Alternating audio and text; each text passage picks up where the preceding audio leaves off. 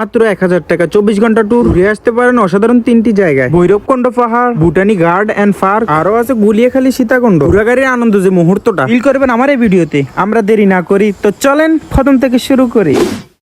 ভোর 3:30 কিছু এলিয়েনের বাচ্চা সারা রাত না ঘুমিয়ে মানবতার কাজে যে সকল গরু ছাগল ঘুমিয়ে আছে তাদেরকে উঠাতে। তার কারণ তারা ট্যুর দেওয়ার জন্য প্রস্তুত, কিন্তু ঘুম থেকে উঠার জন্য না। সবাইকে ঘুম থেকে উঠিয়ে গেট আপ দিয়ে সেট আপ করা হয়েছে গাড়িতে। মনমরা শরীরটাকে চাঙ্গা করার জন্য গাড়িতে মিউজিক লাগিয়ে নাচানাচি করার অনুভূতিটা ছিল অন্যরকম। ঘুরে যাবেন বিনোদন নাই সেটা তো হবে। এই বিনোদনের কিছু মুহূর্তটা আপনাদের সাথে শেয়ার করি।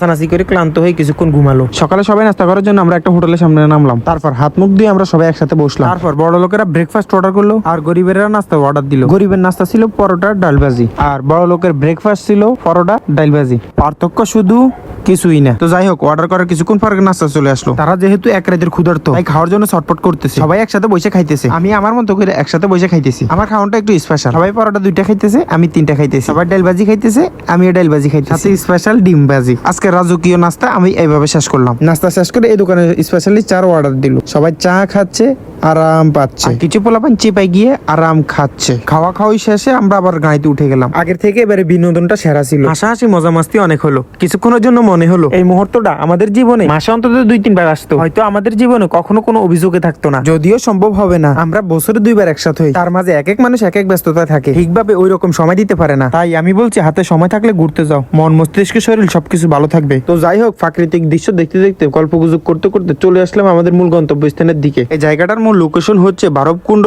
সীতাকুণ্ড, চট্টগ্রাম। এখানে তার আগে কখনো আসা হয়নি। এখানে এক সাইড দিয়ে গাড়ি সাইড করে আমরা সবাই আস্তে আস্তে নেমে গেলাম। জায়গাটা সত্যি দেখতে খুবই অসাধারণ ছিল। নামতে না নামতে মানুষ হয়ে এলিয়েনের মতো সবাই ফটো তোলা শুরু করে দিল। আর অন্যদিকে আমি জীবনে প্রথমবারের মতো নিজের চোখে এত সুন্দর ভিউ দেখে মন চাইছিল বিয়ে করে বকে নিয়ে একসাথে দেখতে। আল্লাহ চাইলে একদিন পূরণ করতে পারে। তো যাই হোক, কিছু দুধের বাচ্চারা এখানে খাড়ায় খাড়ায় শুধু ফটো তুলতেছে। এদিকে দাঁড়ায় দাঁড়ায় সময় নষ্ট না করে আমরা সামনের দিকে একটু গেলাম। শুনলাম ভিতরে আরো সুন্দর সুন্দর জায়গা আছে। পুরো জায়গাটা সত্যি দেখার মতো। মুখে বলা কথা আর নিজ চোখে দেখার বিষয়টা পুরোই আলাদা। তবে ক্যামেরাতে কতটুকু দেখাইতে পারতেছি জানি না, তবে চেষ্টা করতেছি সবকিছু তুলে ধরার। তবে আরেকটা কথা, এখানে একা এসে মজা নাই, বন্ধু বান্ধব ফ্রেন্ড সার্কেল মিলে আসলে সবচেয়ে বেশি মজা। মজা খেতে খেতে মনে হবে জীবনটা পুরোই সোজা। তো যাই হোক, চতুর্দিকে আম গাছ দেখে আমাদের ড্রাইভার লোভ সামলাইতে না পেরে গাছ থেকে টাটকা আম 2টা পেড়ে খাওয়া শুরু করে দিল। তা দেখে আমাদের এক ভিখারি বন্ধু তার থেকে একটা ভিক্ষা করে নিল, কারণ টাটকা আম খেতে দেখলে লোভ সামলাতে পারে না। চেষ্টার মতো সাইয়া খাইয়া নিব, কিন্তু রুরে কষ্ট দেওয়া যাবে না। এই দেখে আমাদের 2 প্রশিক্ষণপ্রাপ্ত সেনাবাহিনী মিশনে নেমে পড়লো। তাদের মিশনটা ছিল গাছ থেকে টাটকা আমটা পেড়ে খাওয়া। নিচ থেকে অনেকবার চেষ্টা করলো গাছ থেকে আম পাড়ার, কোনোভাবে আম পড়তেছিল না। একজন বান্দরের মতো গাছে উঠে যারা দেওয়ার সাথে সাথে 4-5টা আম পড়লো। শেষরার মতো আমি একটা খুঁজে নিলাম। আমি আম খেতে খেতে সবাই একটা গুহাতে ঢুকলো। তারপর আমি যেতে যেতে সবাই গুহা থেকে বাইরে হয়ে গেল। ভিতরে গবেষণা করার জন্য আমি আবার গুহাতে ঢুকলাম। গুহাতে ঢুকে যা দেখে যা বুঝলাম, এখানে হিন্দুরা পূজা করে। আসলে এটা মন্দির, এখানে পূজা ছাড়া আর কি করবে। যাই হোক, বাইরে হয়ে কিছুক্ষণ হাঁটাহাঁটি করে প্রকৃতি সাজানো গোজানো দৃশ্যগুলো দেখতেছি। আমাদের সাথে যে এলিয়েনেরা আসছিল, তাদের মধ্যে কিছু এলিয়েন জায়গায় জায়গায় ফটো তোলার জন্য ব্যস্ত হয়ে পড়ে। একই গেটআপ একই স্টাইল, শুধু ব্যাকগ্রাউন্ডটা একটু চেঞ্জ থাকে, এই আর কি অবস্থা। তো কিছুক্ষণ হাঁটাহাঁটি ঘোরাঘুরি করে জায়গাটা ত্যাগ করার জন্য সবাই মিলে ছেড়ে দিয়ে নাম। তার মাঝে জড়িয়ে ছিল হাসি ঠাট্টা মজা মাস্তি সবই, যদিও সবকিছু ভিডিওর মাধ্যমে তুলে ধরা যায় না। আমার ভিডিও দেখে সবাই হাঁফাই যায় না, সামনে আরো ইন্টারেস্টিং পার্ট আছে, টানাটানি না করে ধৈর্য সহকারে দেখতে থাকে। তো এখানে ঘোরাঘুরি শেষ করে এই জায়গা ত্যাগ করে অন্য জায়গায় যাওয়ার জন্য রওনা দিয়ে চলে যাইতেছি। যেতে যেতে আমরা অনেক এনজয় করতেছি। ভ্রমণ মানি এনজয়। হাঁটতে হাঁটতে সবাই গাড়ির সামনে চলে এসেছি। এখন চিন্তা করতেছি এখান থেকে কোন জায়গায় যাওয়া যাবে। যাওয়ার লোকেশন ঠিক করে আবার সবাই গাড়িতে উঠে গেলাম। দীর্ঘ 30 মিনিট পর আমাদের লোকেশন মতো জায়গায় চলে আসলাম। এই জায়গাটার নাম ভুটানি গার্ড ও ইকো পার্ক। ভিতরে ঝর্ণা, পাহাড়, বাচ্চাদের জন্য পার্ক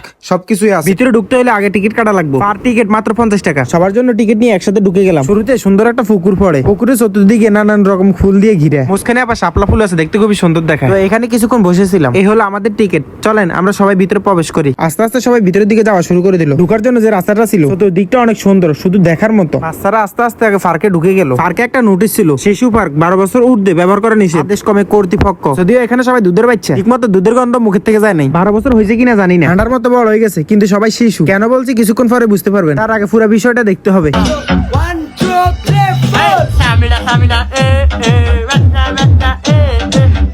ভিডিওটা অনেক বড়, তাই এটাকে 2 ভাগে ভাগ করা হয়েছে। এটা ছিল প্রথম পার্ট। দ্বিতীয় পার্টের মুহূর্তটা আরো ইন্টারেস্টিং। দেখতে চাইলে এই ভিডিওতে 100টা কমেন্ট আর 100টা শেয়ার করে দিতে হবে। ছোট মানুষের ছোট আবদার পূরণ করার দায়িত্ব আপনার। দেখা হচ্ছে নেক্সট ভিডিওতে।